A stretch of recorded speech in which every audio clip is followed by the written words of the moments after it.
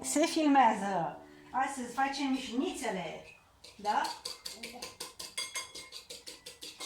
Întâi de restul s-a ocupat mami să pună. Hai, bate și tu. Foarte bine. Hai să lăsăm și pe Grații puțin să bată.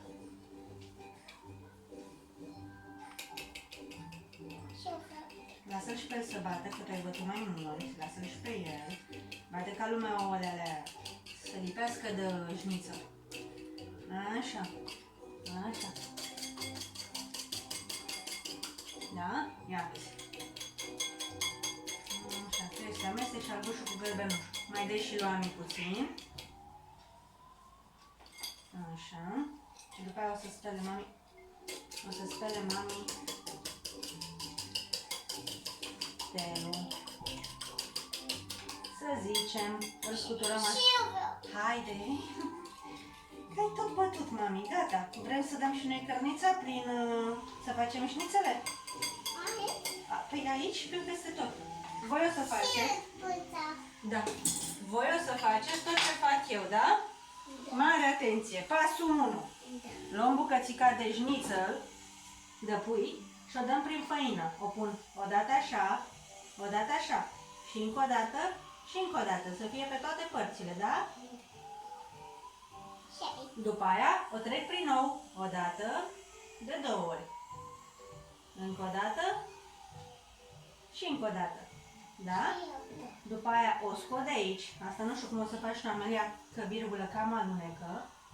Da? Și o pun la pesmet. Cine știe din ce ai făcut pesmetul? Eu. Din ce ai făcut pesmetul? Eu. Ești atent aici, ami, cum fac, da? Pesmetul. Este făcut din pâine uscată. Și pe ăla o să-l prăjim. Bun. Grații, tu ești mai mare. Hai primul. Alegeți o bucățică de cărniță. Da. Te uiți la Grații să mai vezi încă o dată și după aia vei face să fie acoperit peste tot de făină, da? Foarte bine, îl scuturi puțin de făină deasupra. Așa, și îl treci prin ou. Aha. Foarte bine.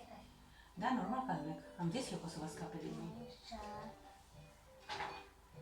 Hai, încă o dată. Foarte bine. Hai, ridică de acolo din nou. Și pune-l în pesmet. Și te miști la pesmet? Te miști, te zici la pesmet. Așa. Hai. Să fie acoperit peste tot de pesmet. Așa, da, să fie acoperit peste tot de făină. Ia să vedem. E și bun? Foarte bine. Pune-l în farfuria cu de-astea făcute. Și acum aștept să se elibereze aici. Hai, la făină. Bravo! Hai. Da. Hai, ții de acolo. Pe toți trebuie să-i facem. Așa.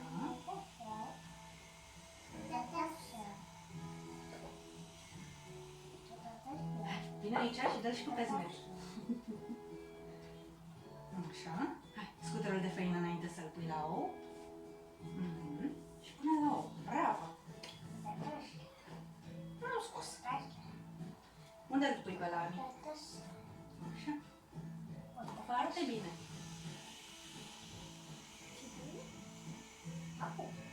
Prin pesmet, da? Să se acopere foarte bine și de pesmet și de făină, da? Dă-mi un pic voie să te ajut. Așa. Nu se ripa și că rămâne la toată lumea. Pune foarte bine. Hai, Ami, bagă-l bine nou. Ne vom spăla la sfârșit pe mâini.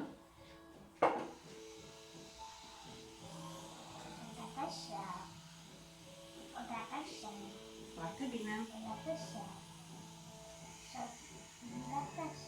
Da, domnul bucătar, așa, așa. Și o scotură.